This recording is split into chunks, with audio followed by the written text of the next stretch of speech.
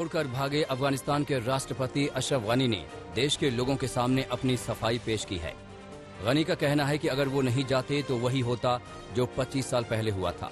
राष्ट्रपति अशरफ गनी बुधवार की रात पहली बार दुनिया के सामने आए और वतन छोड़ने की वजह बताई। गनी ने कहा कि अगर मैं देश छोड़कर नहीं आता तो कत्लेआम हो जाता, खून खराबा होता। मैं देश में ऐसे होते नहीं देख सकता था, इसलिए मुझे हटना पड़ा। उन्होंने पैसे लेकर भागने के आरोपों को खारिज किया। बता दें कि अफगानिस्तान में तालिबान का कब्जा हो गया है। तालिबान و همکاران داخلی و خارجیشان با وضاحت گفته بودند تا من باشم آنها راه مسالمت آمیز نمی‌بینند. مسئولیتی که به دوش من گذاشته میشد این بود که به خاطر قدرت کابل ویران و خونریزی کوچه به کوچه در کابل مثل سوریه و یمن آغاز شود. دوم، دقایق بعد از این که من مجبور ساخته شدم تا از کابل برایم، طالبان و چهره‌های ناشناس که به زبانهای کشور ما بلد نبودند وارد ارگ شدند. در راه رسیدن به ارگ هیچ مقاومت صورت نگرفت. آنها اتاق با اتاق میگشتند تا مرا پیدا کنند. تصمیم این بود که آنچه 25 سال قبل در افغانستان رخ داده بود تکرار شود. که پاتې وای د افغانستان جمهور رئیس به یو ور بیا د افغانانو د سترګو په وړاندې په دار ځړول شوی وای. अशरफ गनी कहाँ हैं ये बात भी सामने आ चुकी है। 15 अगस्त को काबुल से निकलकर वो सीधे यूएई पहुंचे। उनका परिवार भी उनके साथ है। यूएई सरकार ने भी औपचारिक तौर पर बयान जारी किया है कि उसने गनी को मानवीय आधार पर शरण दी है। भारत के 1600 लोग अफगानिस्तान में फंसे हुए हैं। बीते दिन 150 से ज्यादा लोगों को काबुल से एयरलिफ्ट किया गया था। अब अफगानिस्तान में फंसे लोगों को एयरलिफ्ट करना है। ये कैसे होगा? प्रधानमंत्री नरेंद्र मोदी की अगुवाई में हुई मीटिंग में प्लान तैयार हो चुका है। मोदी ने मिशन एयरलिफ्ट पार्ट 2 को हरी झंडी दिखा दी है। भारतीयों को निकालने के लिए एयरफोर्स तैयार है। विदेश मंत्रालय ने अफगानिस्तान में फंसे भारतीयों के लिए हेल्पलाइन नंबर, ईमेल, आईडी जारी किए हैं। अभी तक 1650 भारतीयों ने वतन वापसी के लिए अप्लाई किया है। माना जा रहा है कि ये तादाद बढ़ सकती है। अफगानिस्तान में भारतीयों की वापसी के लिए कई और हवाई जहाज जल्द भेजे जाएंगे। अफगानिस्तान में फंसे भारतीय, सिख और हिंदुओं को वापस लाने का रोड मैप तैयार है। कई धर्मगुरु लगातार विदेश मंत्रालय के संपर्क में हैं। तालिबान का भारत को लेकर नया रुख दिखा है। तालिबान ने पाकिस्तानी मीडिया को दिए इंटरव्यू में भारत के साथ रिश्तों को लेकर अपनी नीति का रोड मैप समझाया है। तालिबान का भारत को संदेश है कि भारत अपने प्रोजेक्ट को पूरा करे और वो भारत के साथ काम करने के लिए तैयार है।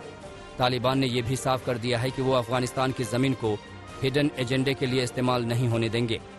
हालांकि भारत की प्राथमिकता अफगानिस्तान में फंसे भारतीयों को वापस लाने की है।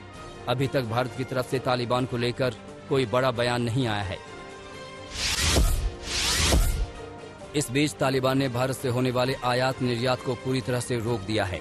भारत से काफी मसालों समेत सामान अफगानिस्तान जाता है, जहां वहां से मोटे तौर पर ड्राई फ्रूट और प्याज का आयात होता है। मजबूरी में ही सही, अब काबुल में एक हद तक हालात सामान्य हो रहे हैं। काबुल के बाजारों की तस्वीरें यही बता रही हैं। सड़कें सूनी तो हैं, लेकिन वाहनों की आवाजाही शुरू हो गई है। बाजार में भी हलचल बढ़ गई है। दुकानें पहले की तरह सजी हैं। राशन की दुकानें भी सजी हुई दिख रही हैं। जरूरी सामानों की दुकानें भी सजी हुई दिख रही हैं। सब कुछ खुला हुआ है। 3 दिन के डर और दहशत के बीच मजबूरी में लोग खरीदारी करने पहुंचे हैं। डर और खौफ के साए में खरीदारी करने महिलाएं भी पहुंची हैं। काबुल के PD1 इलाके में गुरुद्वारा भी खुला हुआ है। गुरुद्वारे के बाहर बच्चे स्केटिंग कर रहे हैं। गुरुद्वारे के पास सिख दुकानदार की दुकान भी खुली हुई है। हालांकि सिखों का कहना है कि अभी तो हालात ठीक हैं, लेकिन कल क्या हो नहीं कहा जा सकता। अफगानिस्तान में सिखों की बड़ी तादाद है। बड़ी मात्रा में सिख समुदाय के लोग गुरुद्वारों में शरण लिए हुए हैं। उन्हें वापस लाने की कोशिशें हो रही हैं।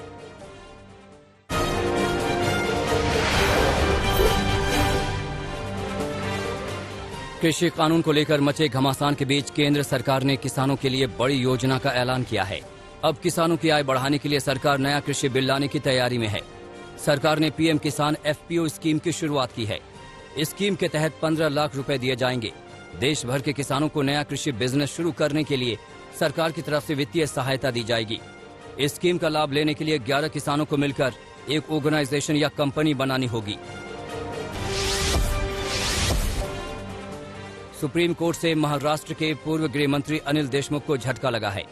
सुप्रीम कोर्ट ने महाराष्ट्र सरकार की याचिका को खारिज कर दिया। याचिका में देशमुख के खिलाफ सीबीआई जांच न करने की मांग की गई थी।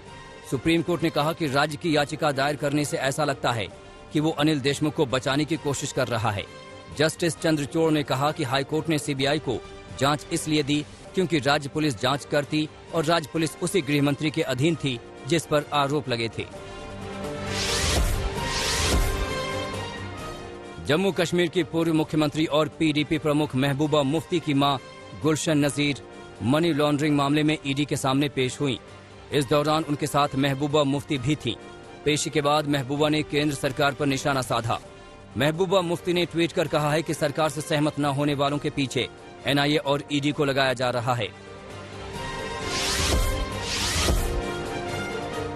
त्रिपुरा में बीजेपी और टीएमसी के बीच टकराव जारी है। त्रिपुरा की बिप्लब देब की सरकार को झटका लग गया।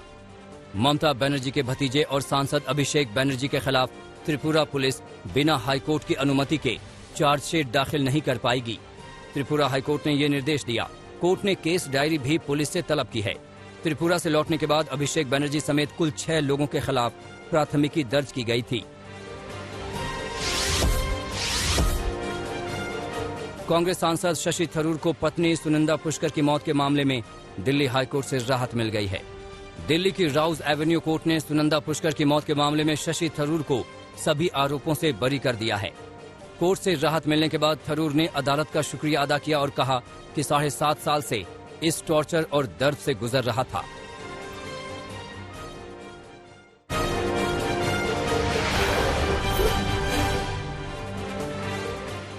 उत्तर प्रदेश में 1 सितंबर से क्लास 1 से 5 तक के स्कूलों में क्लासेस शुरू होंगी। सरकार ने इसे लेकर गाइडलाइन जारी कर दी है। वहीं स्कूलों में कक्षा 6 से 8 तक के लिए 23 अगस्त से फिजिकल क्लासेस के निर्देश दिए गए हैं। कोरोना मामलों में कमी को देखते हुए सरकार ने फैसला लिया था कि उत्तर प्रदेश बोर्ड के प्राइमरी और सेकेंडरी स्कूल 23 अगस्त से खुलेंगे। राज्य स्तरीय स्वास्थ्य विशेषज्ञ सलाहकार समिति की सिफारिशों के अनुसार माध्यमिक, उच्च तकनीकी और व्यावसायिक शिक्षण संस्थानों में 50% क्षमता के साथ सोमवार से शिक्षा शुरू हो रही है। हर जगह कक्षाएं 2 पालियों में चलेंगी।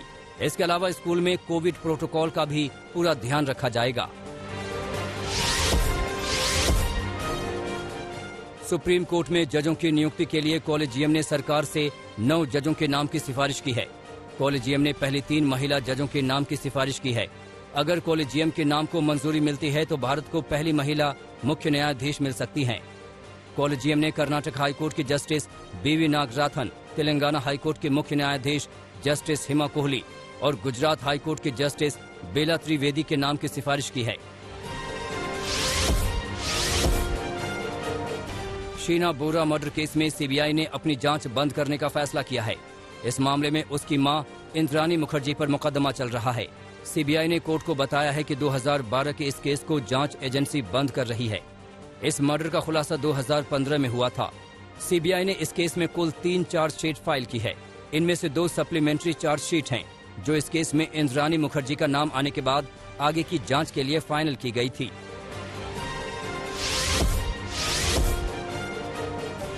सुप्रीम कोर्ट ने यूनिटेक ग्रुप से घर खरीदने वाले 1197 लोगों को फ्लैट के पोजीशन और रिफंड में से कोई एक विकल्प चुनने के लिए 30 दिन का समय दिया है।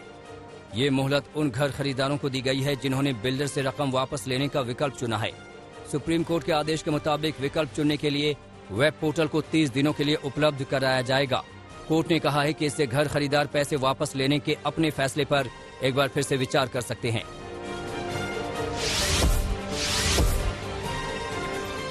डेरा प्रमुख गुरमीत राम रहीम की मुश्किलें बढ़ सकती हैं। रंजीत हत्या मामले में सीबीआई कोर्ट ने फैसला सुरक्षित रखा है। 24 अगस्त को सीबीआई की विशेष अदालत इस मामले में अपना फैसला सुना सकती है। मामले की सुनवाई के दौरान आरोपी राम रहीम और कृष्ण वीडियो कॉन्फ्रेंस के जरिए पेश हुए।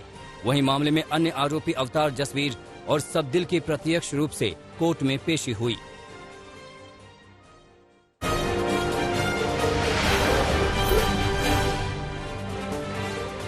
उत्तर प्रदेश के झांसी में एक शख्स को रेप के मामले में गिरफ्तार किया गया है। जानकारी के मुताबिक सोशल साइट के जरिए आगरा की रहने वाली एक लड़की से उसकी बातचीत शुरू हुई।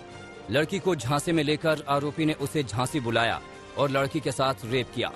पीड़िता की शिकायत पर पुलिस ने केस दर्ज करके आरोपी को गिरफ्तार कर लिया है और आगे की जांच कर रही है। राजस्थान के बाड़मेर में एक मिनी बस और यात्रियों से भरी बस में भयानक भिड़ंत हो गई, जिसमें मिनी बस पलट गई। इस हादसे में 25 मजदूर बुरी तरह घायल हुए हैं, जिन्हें एम्बुलेंस के जरिए अस्पताल पहुंचाया गया है। मगर हादसे के बाद मजदूरों में आक्रोश फैला और उन्होंने बस में जमकर तोड़फोड़ की। काफी मशक्कत के बाद पुलिस ने मजदूरों को शांत कराया। गुजरात के वडोदरा में एक महिला की गैंगरेप के बाद हत्या के मामले में 6 आरोपियों को गिरफ्तार किया गया है। मामला करडन इलाके का है। जानकारी के मुताबिक मजदूरी के लिए आए 6 मजदूर एक ही कैंप में रहते थे। आरोपियों ने महिला को अकेले पाकर उसके साथ गैंगरेप किया और कत्ल करके शव को खेत में फेंक दिया था। पुलिस ने सभी आरोपियों को गिरफ्तार कर लिया है और आगे की कार्रवाई कर रही है। झारखंड के गुमला में महज 2500 रुपए के विवाद में एक बेटे ने कुदाल से काटकर पिता की हत्या कर दी। मामला हटाना सदर थाना क्षेत्र के गिडरा गांव का है। जानकारी के मुताबिक मृतक ने जमीन बेची थी, जिसमें 2500 रुपए बेटे को दिए थे। इसी पैसों के लेन देन को लेकर पिता पुत्र में झगड़ा हुआ था और बेटे ने पिता की हत्या कर दी। आसपास के लोगों की माने तो आरोपी नशे में था। पुलिस ने आरोपी बेटे को गिरफ्तार कर लिया है।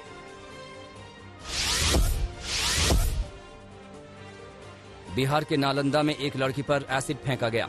लड़की की हालत गंभीर है और उसे बिहार शरीफ सदर अस्पताल में भर्ती कराया गया है। जानकारी के मुताबिक एसिड अटैक की यह घटना वीआईपी माने जाने वाले इलाके सर्किट हाउस के पास हुई। लड़की अपनी चचेरी बहन के साथ बाजार से घर आ रही थी। पौष इलाके में एसिड अटैक की इस घटना से हड़कंप मचा है। पुलिस अब सीसीटीवी के जरिए आरोपी की तलाश में जुट गई है।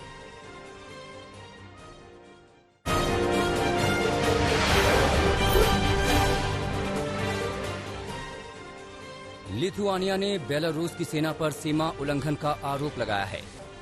वीडियो जारी कर लिथुआनिया सरकार ने कहा कि अवैध प्रवासियों को खदेड़ने के दौरान बेलारूसी सेना जबरदस्ती घुसी। बेलारूस के रास्ते बड़ी संख्या में प्रवासी यूरोपीय देश लिथुआनिया में अवैध रूप से घुसते हैं।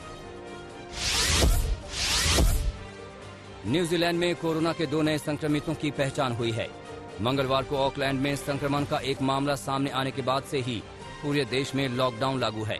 प्रधानमंत्री जैसिंडा अर्डन ने कहा कि संक्रमितों की संख्या बढ़ सकती है। अभी न्यूजीलैंड 3 दिन तक 4 स्तरीय लॉकडाउन में रहेगा।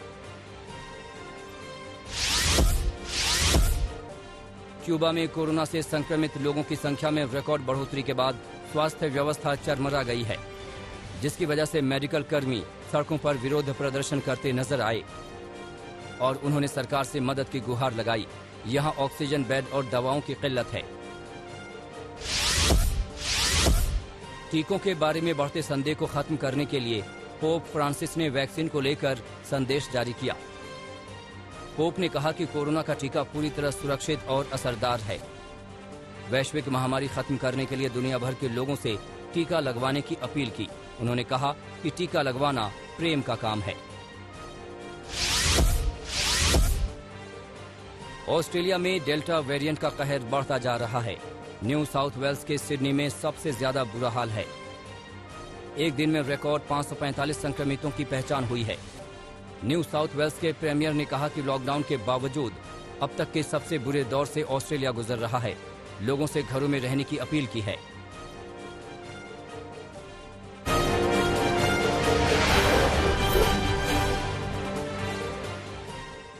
सिडनी के एक सुपरमार्केट में अजगर ने दुकानदार को चौंका दिया।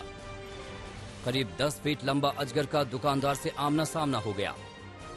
सुपरमार्केट के शेल्फ में छिपकर ये अजगर बैठा था। वन विभाग के कर्मचारियों ने इसे पकड़कर जंगल में छोड़ा। अमेरिका में डिक्सी फायर का दायरा और बढ़ गया है। कैलिफोर्निया के डोराडो काउंटी को भी जल्द से जल्द खाली करने की चेतावनी दी गई है। पिछले 3 दिनों में दोगुने क्षेत्र में जंगल की आग फैल गई। जंगल में लगी आग की भयावह तस्वीरें फिर से सामने आने लगी हैं।